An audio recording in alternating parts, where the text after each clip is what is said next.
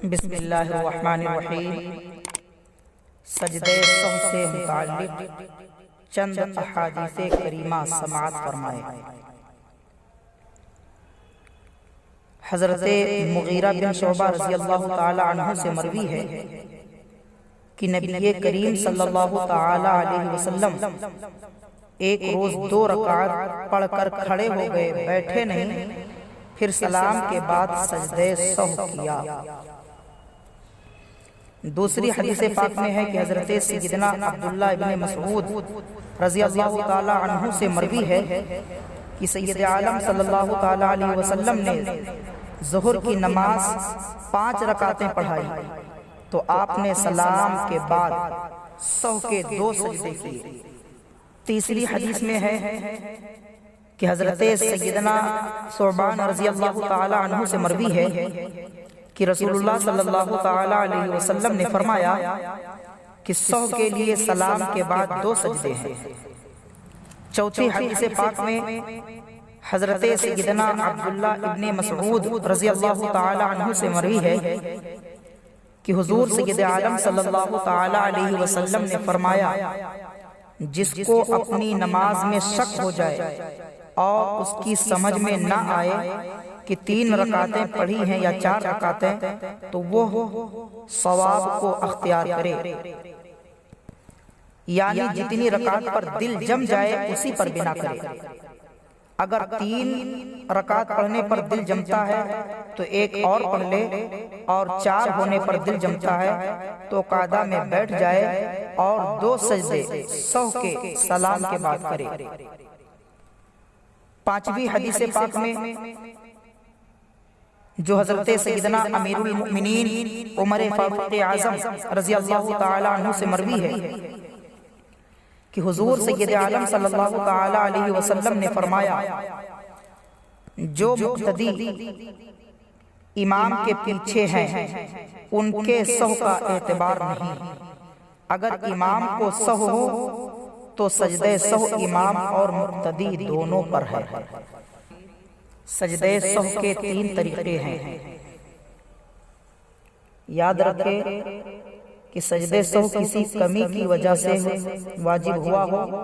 یا کسی زیادتی کی وجہ سے، اس کو ادا کرنے کے لیے حنفی مسلک میں 3 طریقے ہیں۔ سجدہ سہو کا پہلا طریقہ یہ ہے کہ آخری قعدہ میں پوری تحیات پڑھنے کے بعد داہنی طرف سلام پھیرے، اس کے بعد 2 سجدے کرے اور دونوں سجدوں میں حسب دستور سبحان ربی الاعلیٰ پڑھے، پھر سجدے سے سر اٹھا کر قعدہ میں بیٹھے اور دوبارہ التحیات اور درود ابراہیمی دعائے معصورہ پڑھ کر کے نماز سے نکلنے کے لیے دونوں طرف سلام پھیرے۔ سجدہ سہو کرنے کا دوسرا طریقہ یہ ہے کہ آخری قعدہ میں التحیات اور درود ابراہیمی اور دعائے معصورہ پڑھ کر داہنی طرف سلام پھیرے اور سہو کے لیے 2 سجدے کرے، پھر قعدہ میں بیٹھ کر صرف التحیات پڑھے اور دونوں طرف سلام پھیرے، اور درود شریف دعا پڑھنے کی ضرورت نہیں۔ سجدہ سہو کرنے کا تیسرا طریقہ یہ ہے